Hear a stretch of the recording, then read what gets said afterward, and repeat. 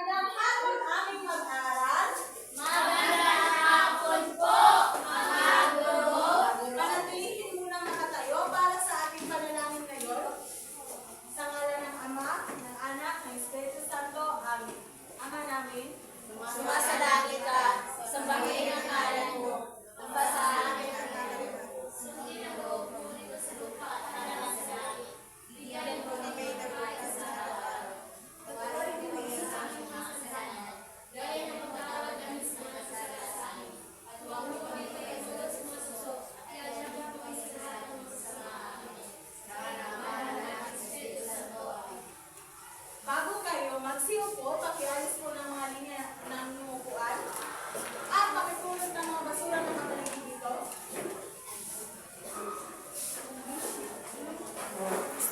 Maraming salamat. Maaari na kayong umupo. Ari lang napitan. Inuulit po po, maaari na po kayong umupo.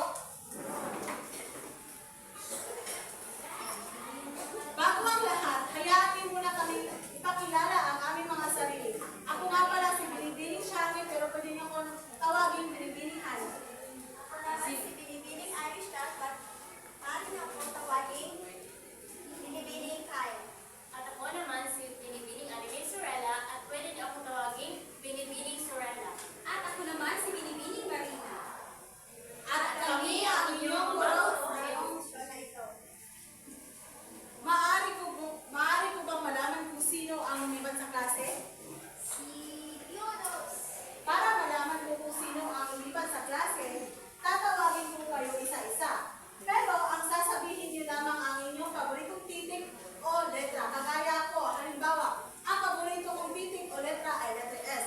Magsisimula tayo sa'yo, Surena Catayas.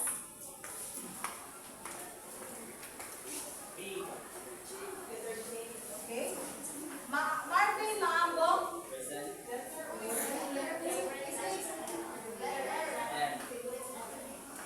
Shelfor Makalalang. Present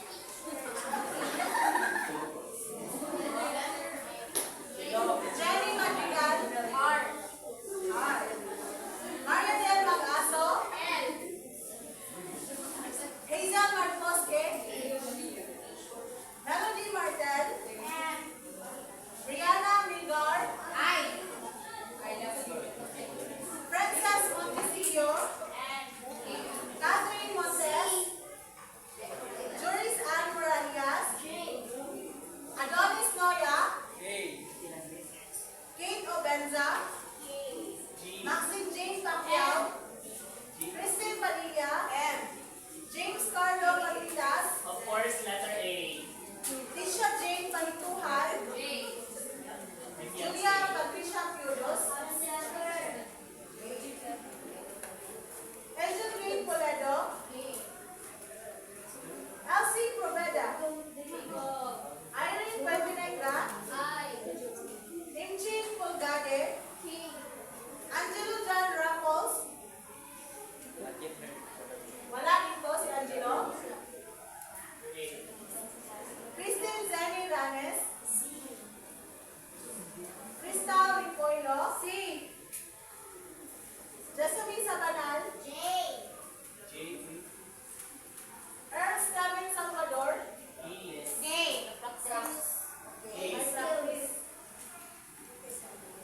Daniela Seritas. Jinky Shabok. Nandito ba si Jinky Shabok? Wala. A. Wala. Pumunta sa CR. Palikuran. Annalise Sigla. W. Pumunta din sa CR. Nandito ba si Annalise? Wala. Sumama kay Jinky sa palikuran. Jonah Angel Shebra. Maria Sean Soronio. Sumalo Jessa. B. Faith Ann Tabuada. David Tapil. Jean Tintim. Jessa Yaon. Maraming salamat. Bigyan natin ng tatlong bagsak ng palakpakan sa bawat tatlo. Magandang hapon ulit sa inyo mga aking mag-aaral. Magandang hapon. Kumusta kayo? Mabuti naman ako. Kumain ba kayo ng inang tanghalian?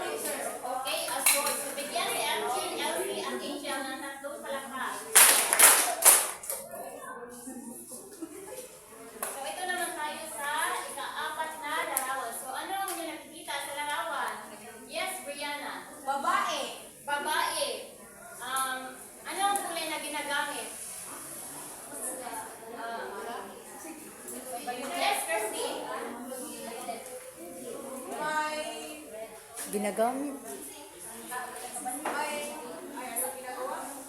Nanamlablan siya. Kulay? Namlablan siya ng damit. At ang kulay na ginagamit ay pula, Pula? green, violet, At? brown. Puti. Okay, magaling. So, bigyan si Christine ng 3 palakpak. So, ito naman tayo sa ikalimang larawan. So, ano ang inyong nakikita sa larawan? Yes, Larry. Kalabaw. Okay, kalabaw. So, ano ang kulay na inyong nakikita? Yes, Jessa. Itim po. Okay, itim. So, bigyan si Jessa at tabi ng 3 palakpak. Ito naman tayo sa ika-6 na larawan. So, ano ang nakikita sa larawan? Patito. Yes, Tesha. Okay, lato. Not patito. Anong kulay ang ginagamit? Yes, Jean. Gray and white. Alright, green and white. So, bigyan si Jean at Tesha ng 3 palakpak.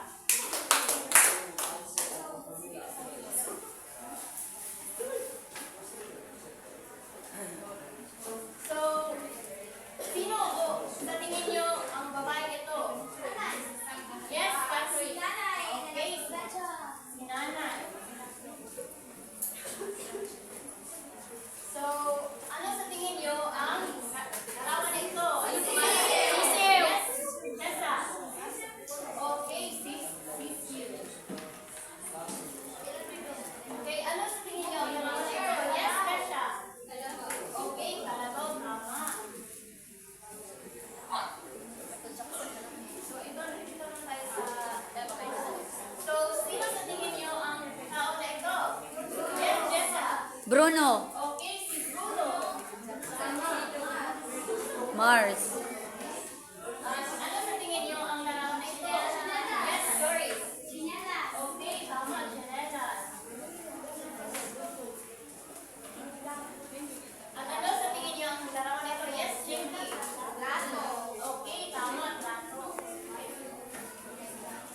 So, base sa inyong nakikita sa larawan at mga salita, ano ang inyong napansin? Yes, Jenny. Ano ang inyong napansin? Napansin sa diptongo teacher? Okay, may diptongo, tama. So, ano pa? Yes, Jessa. My cluster din teacher. Okay, may cluster. Ano pa? Yes, Maxi.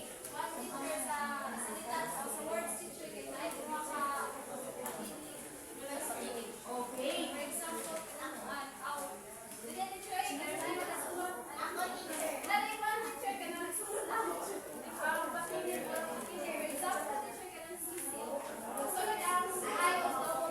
Okay, so tama. So, sa kalabaw naman. Aw. Aw, teacher. Aw. At sa nanay. Ay. So, ito naman sa kabila. So, ano ang inyong napansin sa larawan?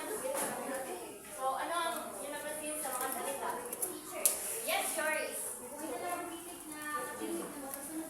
Okay. So, maaari mo bang gumitan upang malaman natin kung anong titik ang bakit dalawa yan? Okay, magaling. So, base sa ating ginawa, ang ating tatalakayin ngayon ay tungkol sa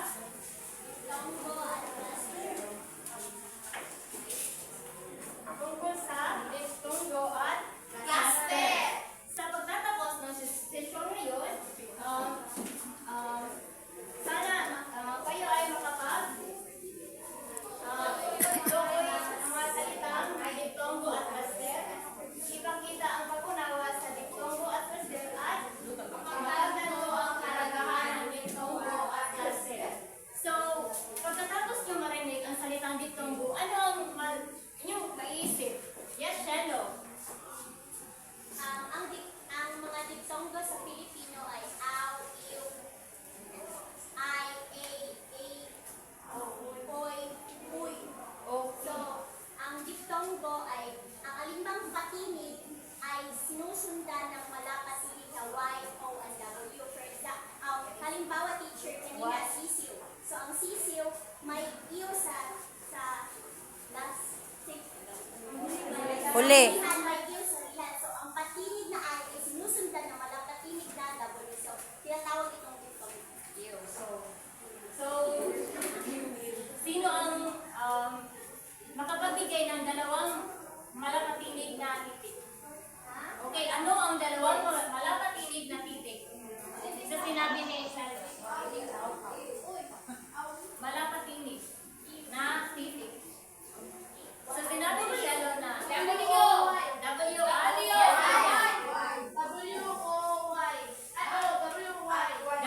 at Y. Ang malapatinig ay W at Y. So, bakit nasabi natin ang W at Y ay malapatinig? Bakit nasabi niyo ang letrang W at Y ay malapatinig? Yes, Annalie. Dahil dili oy ang una ang baris niya ang una niya kay kuan man kay pasinig ka talas. Okay. So, thank you, Annalie. So, yes, Jean, you want to add? Magkatulog sila sa pag-inig. Oh, sa W, ano ang parehas niya tunog sa pag-inig?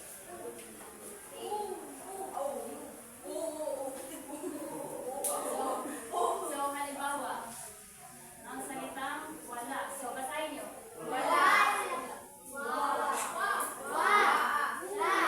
So, sa tingin niyo, ano sa patinig ang magkaparehas niya ng tunog?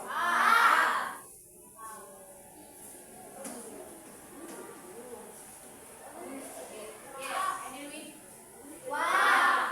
Kapag W lamang? So, ano sa tingin niyo ang O. So, tinatawag to malapatinig dahil ang kanyang sound o yung kanyang tunog may kalihong tunog na nasa Patinig. So, sa Y naman, so halimbawa,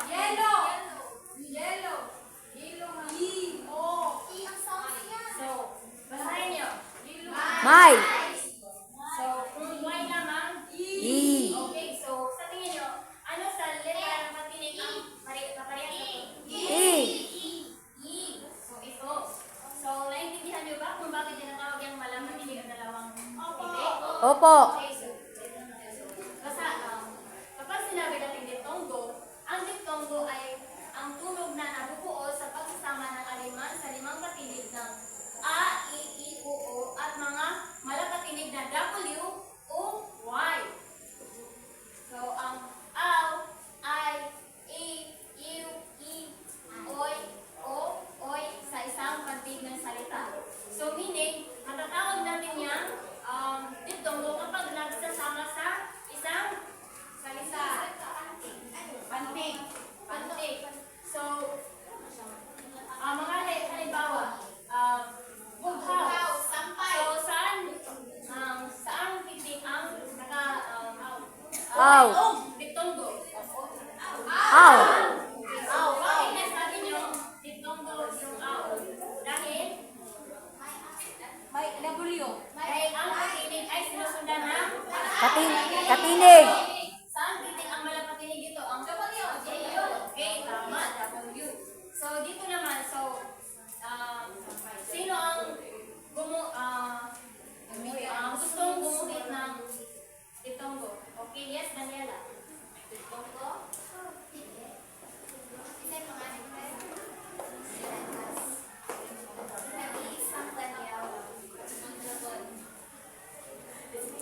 Okay, bigyan si Daniela ng 5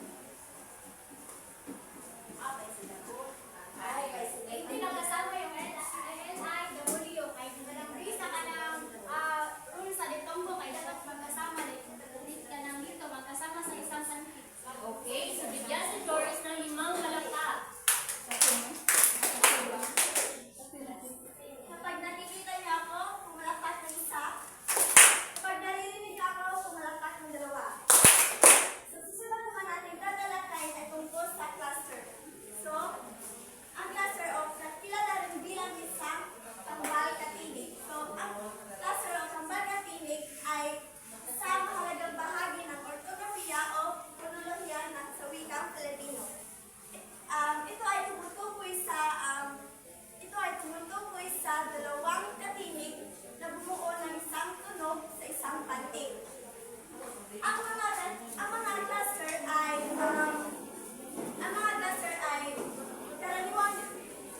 karaniwang matatagpuan sa hirap na salita, ngunit maaari rin itong makikita o maririnig sa natutubong salita. So, sa Filipino, may 23 na cluster na ginagamit. Ito ay ang D, F, J, L, M, N, N, N, G, P, Q, R, S, T, V, W, X, Z. Narito ang ilang halimbawa na katinig na ginagamit sa karaniwang Filipino. Ito ang DR, BL, B, R, G, R, B, L. So, ang DR, tulad ng salitang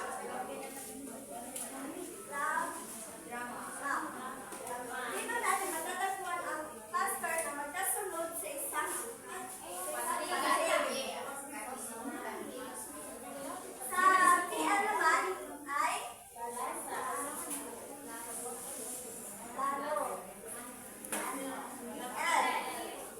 PL. Sa PR,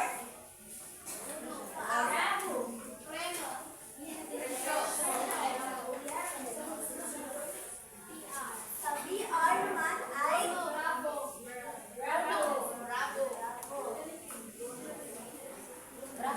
sa BR, ito ang isang katinig.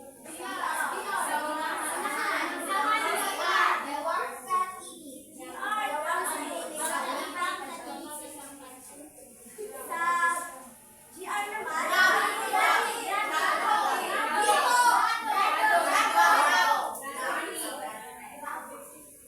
saan nakikita ang dalawang katinig?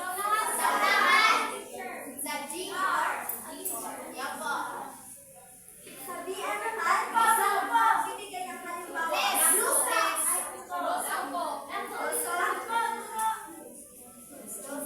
Blanco. Saan makikita ang dalawang katinig sa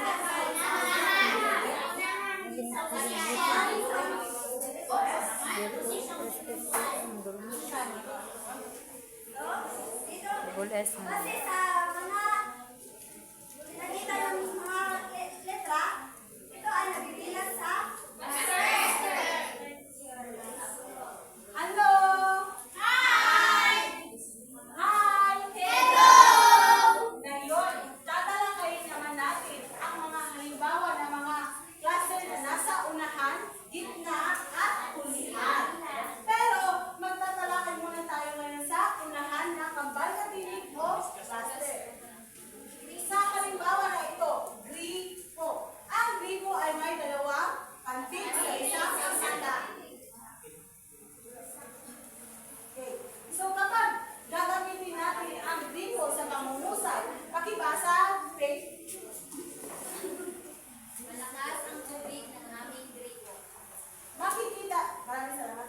Makikita natin na ang cluster ay nasa unahang bahagi dahil magkasunod ang dalawang katinig sa isang pantig. Ang G at R. Kagaya ito. Sino ba makapagbibigay ng halimbawa ng cluster na nasa unahang bahagi? Yes, Tisha. Grupo. Ang cluster ay nasa unahan dahil makasunod ang G at R na dalawang katinig. Mixing out. Jet. Nasa. Rapon.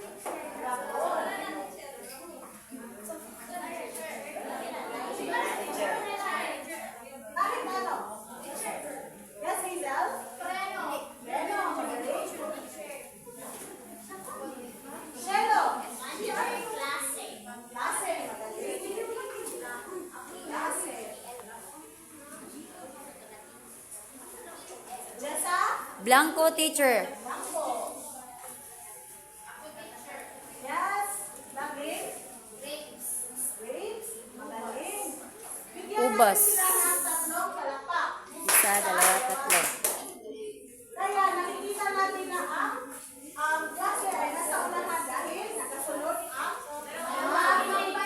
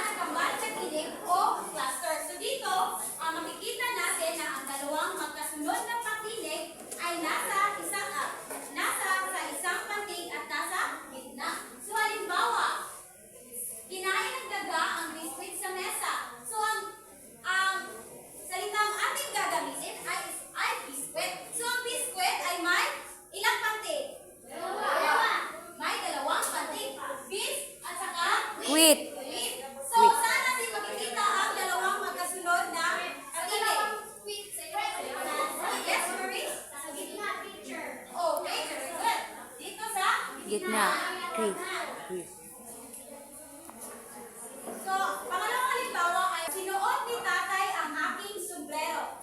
So, sa salitang sombrero, ilang pantig ang nakikita nyo? Tatlo. Yes, Melody? Tatlo. So, Bre. at Ro. So, saan natin makikita ang cluster dito? Yes? Tim? Nasa gitna. Yes, nasa gitna.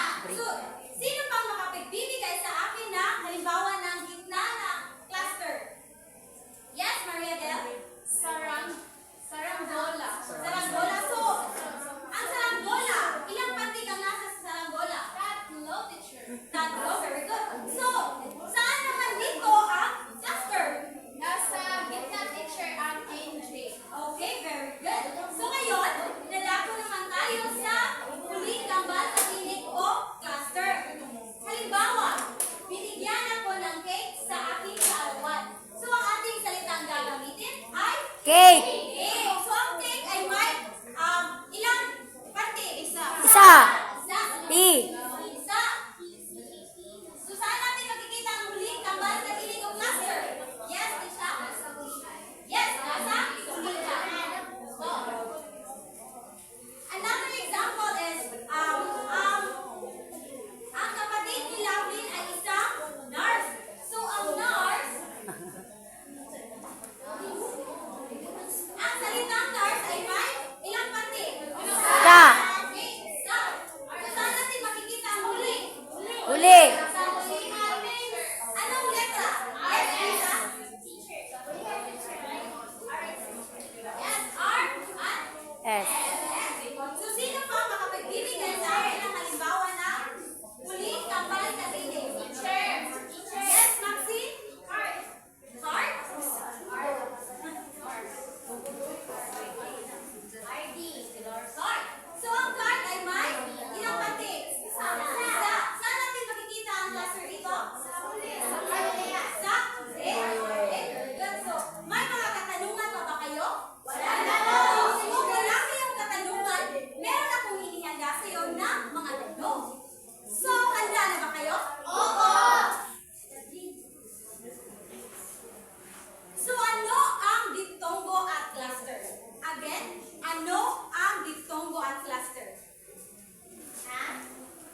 Ano ang diptongo at cluster? Yes, Maxine? Ang diptongo kay Kuan.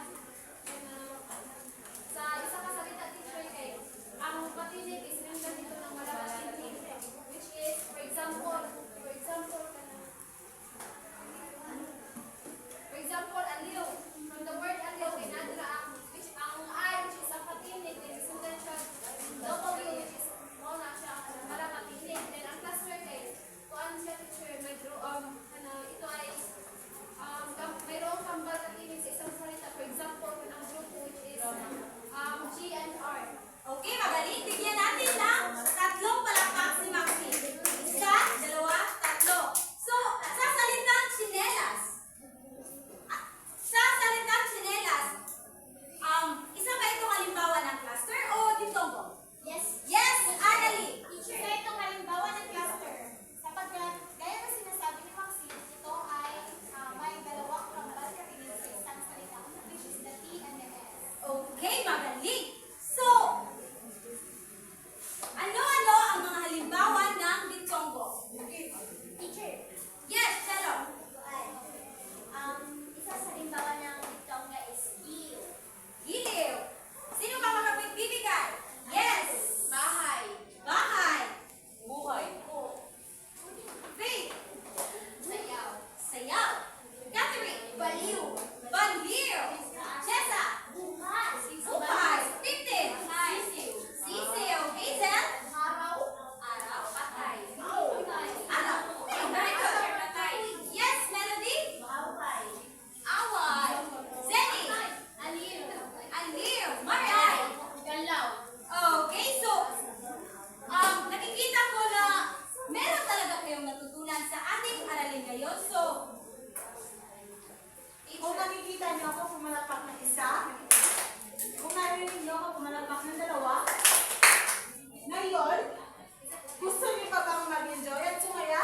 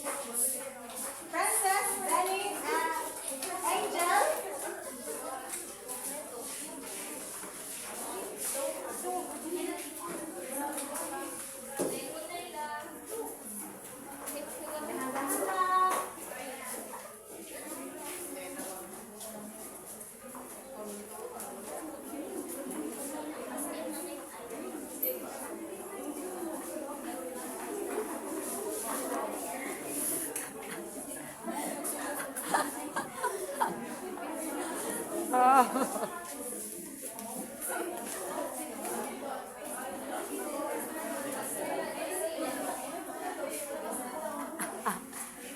Zen, confident pa kayo. Confident pa kayo. May apat na kategory silang susunod. Tisha, Inching, David. Confident pa kasi mo. Ang sin. Ang buhay, gibutang sa class ko. Wala sa buhay. Confident pa kayo.